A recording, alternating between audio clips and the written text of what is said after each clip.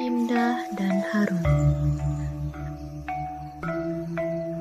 Kata-kata tersebut selalu identik dengan bunga.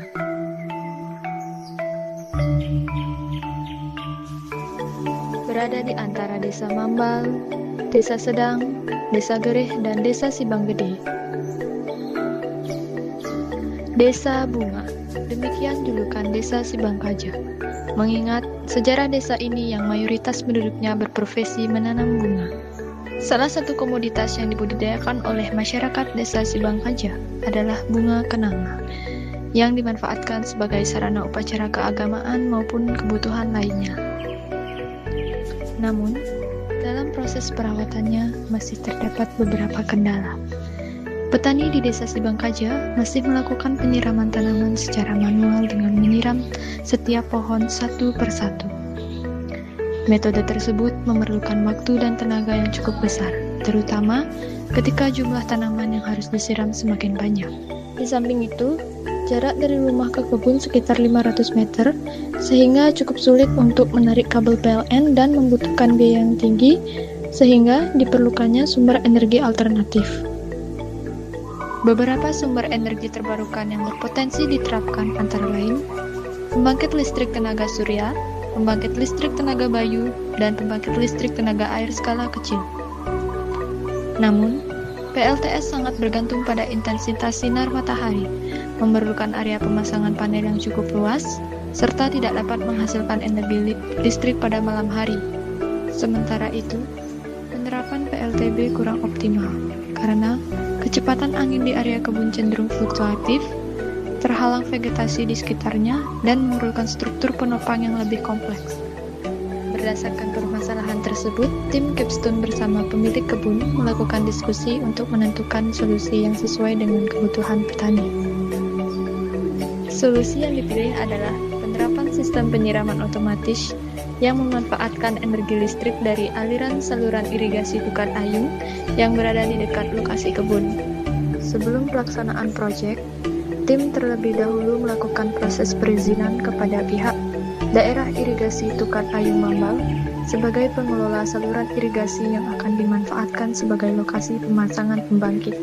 Selanjutnya, tim melakukan survei lapangan dan pengukuran karakteristik saluran irigasi, meliputi kecepatan aliran air dan dimensi saluran sebagai dasar dalam proses perancangan sistem.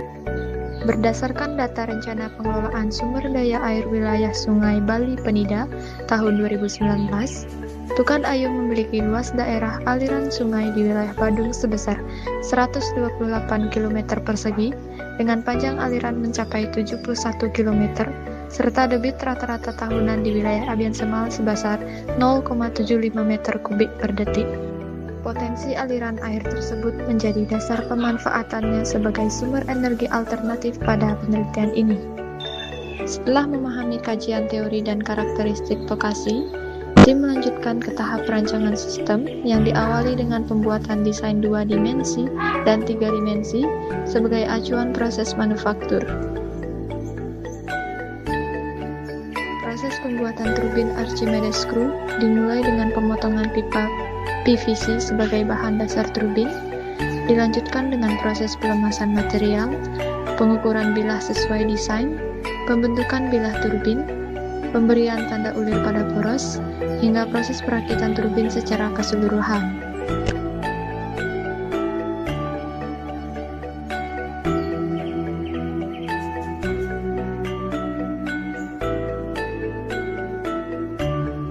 Berikutnya adalah pembuatan rangka PLTPH melalui proses pengelasan, kemudian dilanjutkan dengan perakitan sistem pembangkit yang meliputi pemasangan turbin pada rangka, pemasangan selangsung turbin untuk memfokuskan aliran air menuju turbin, serta pemasangan pelampung sebagai penopang pembangkit di atas permukaan air. Selain sistem pembangkit, dilakukan pula perakitan panel kontrol yang berfungsi untuk mengatur proses penyiraman otomatis pada kebun kenanga. Berikut merupakan gambaran rancangan pemasangan PLTPH apung pada saluran irigasi. Instalasi diawali dengan pemasangan tiang penyangga yang berfungsi menjaga posisi pembangkit agar tetap stabil selama beroperasi.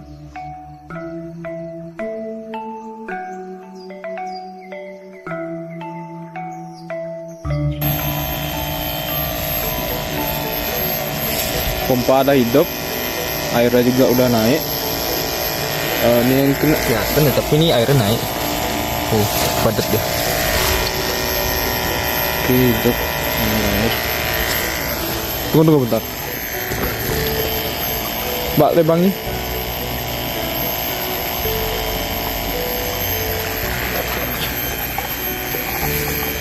Ini dia pH-nya. Oke, sudah mau mutar dan ngasilin 12 volt.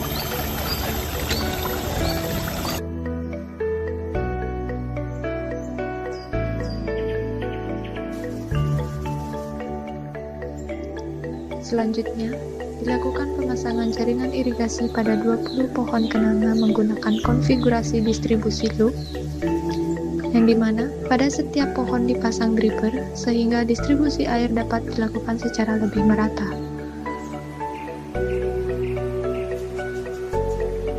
Oke, untuk penggunaan sensor di sini digunakan untuk mengecek kondisi tanah. Di sini terbaca tanah kelembabannya itu 1%, di mana artinya kondisi tanah kering. Tapi tujuan kami menggunakan sensor di sini itu bukan untuk memenuhi kelembaban tanah, tapi untuk mengetahui apakah sebelum kita jamnya menyiram itu ada hujan atau setelah nyiram selama proses nyiram itu ada hujan. Jadi ketika proses penyiraman belum dimulai tapi ada hujan, tapi jadi kan di sekitar sini jadinya tanahnya lembab sehingga terbaca oleh sensor itu tanah lembab sehingga penyiraman tidak dilakukan.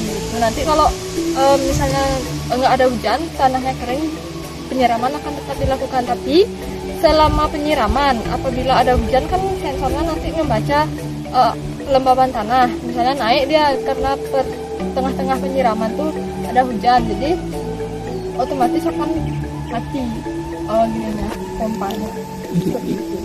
Kalau untuk lokasi sensornya kami menaruhnya di sini di sekitaran kebun, tapi bukan di titik-titik pohonnya, karena seperti yang saya katakan tadi, untuk sensor kami gunakan untuk baca kondisi tanah di sekitar kebun aja, tidak untuk memenuhi kelembaban tanah untuk setiap pohonnya. Karena setiap pohonnya itu kita menggunakan timer ya, untuk memenuhi 3 liternya itu per pohon, tidak menggunakan sensor seperti itu. Berikut merupakan tampilan operasional panel saat sistem penyiraman bekerja dengan sumber energi yang dihasilkan oleh PLTPH Apung.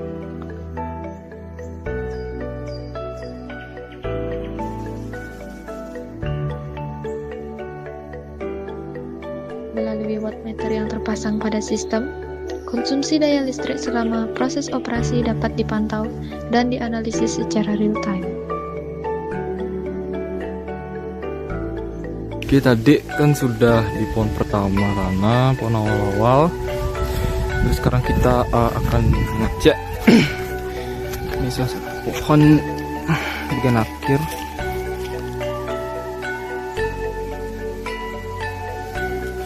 Oke,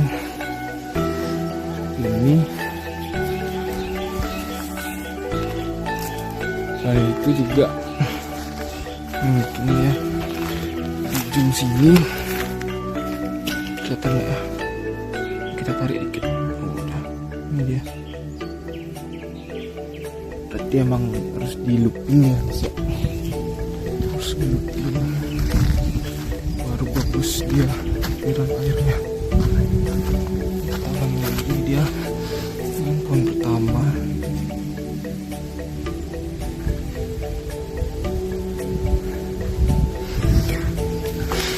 Jadi ini dari sini kita tekan, jadi itu airnya baru masuk, lalu dia keluar ke dua arah ini, kemudian belajar dua, ada yang ke sana dan ke sini.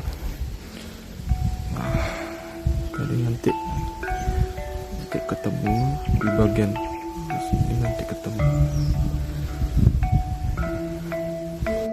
Penelitian ini diharapkan menjadi salah satu alternatif pemanfaatan energi terbarukan pada sektor pertanian, khususnya untuk mendukung sistem irigasi otomatis di daerah yang belum terjangkau jaringan listrik, serta menjadi pemicu pengembangan teknologi alternatif di berbagai wilayah di Indonesia.